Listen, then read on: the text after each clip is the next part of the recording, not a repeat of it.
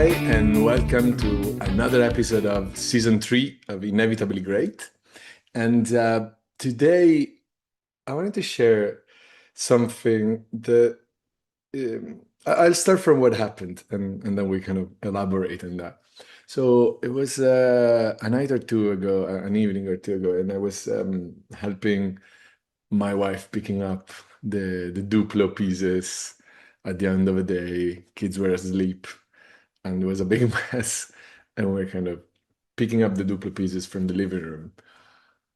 And it just kind of naturally, I was feeling really, uh, I definitely had shiny eyes. I could feel that. And I told my wife, like, hey, you know, let's enjoy this because it's, it's not gonna, it's a very, very special thing. Very, very rare, very special thing we're getting to do, right? We're picking up Duplos. And it's part of our story, it's part of our life, and it's very precious.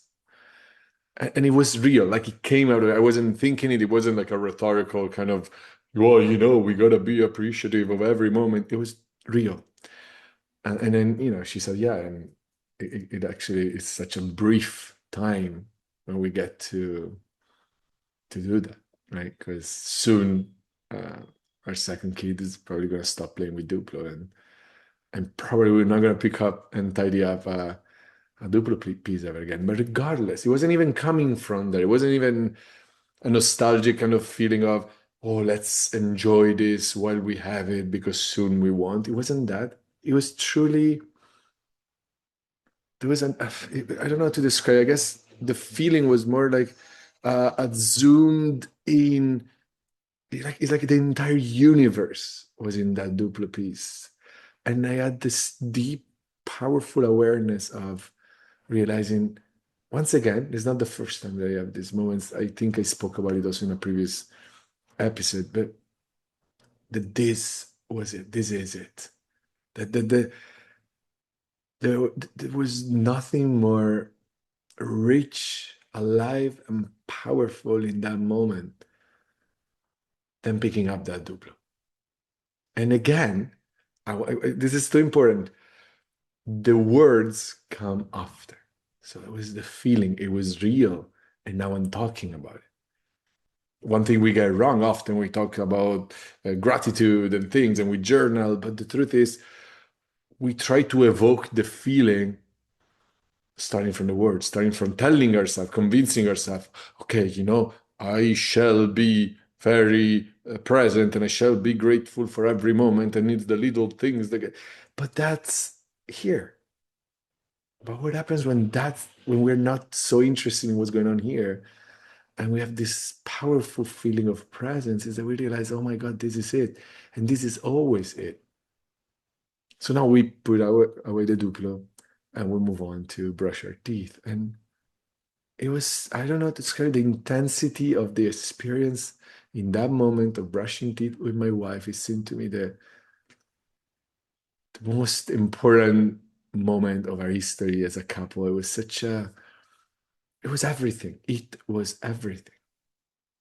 And and then what I saw once again, a little bit clearer, a little bit deeper, was how life is always now and truly it we in any moment we could always say, oh, this is it. This is it. And it's not even about the small things or the big things. No, because even when lifting the trophy, when you're actually lifting the trophy, you're like, oh my God, this is it. But also tying your shoes, tying up your shoelaces. It's really like, oh my God, can you imagine tying up your shoelaces before another uh, competition? Oh my God, I can feel the richness. It can be washing a dish, it could be training for the Olympic Games, it could be anything. But when we're so zoomed in, when we're truly engaged with life, we realize that every moment is it, always and in and of itself. There are no prerequisites, there are no conditions. It's not like, well, this is it, but hopefully, tomorrow we'll win, otherwise it wasn't it. No. The night before the final, the night after the final when you won, and the night after the final when you lost. If you can really slow down to the speed of life, to use the words of a colleague, and really be interested in what matters instead of what we think matters, man, you will find that this is always it. And I guess this is the final distinction, isn't it? Like, there's an enormous difference between what matters. And I can tell you what matters is it now, this, always, whatever it is. But when we try to look for what matters in the world that we create with our thoughts, well, then we assign. We have this magical power where we can look at something and cast a spell and assign importance and assign matterness. But that's all made up. But the problem is that the moment I say, oh, this is really important, without noticing, I am devaluing all the things I didn't cast a spell on. And I don't do it on purpose, but it's inevitable. If I live in a world of this matters less, I'm missing out on life, because when I'm actually in touch of life, life is always so full and rich that it always matters. So I just wanted to share it. I don't even want to end with a point here, but I hope that by hearing this, something within sparks and you see something new. Till next time. Bye bye.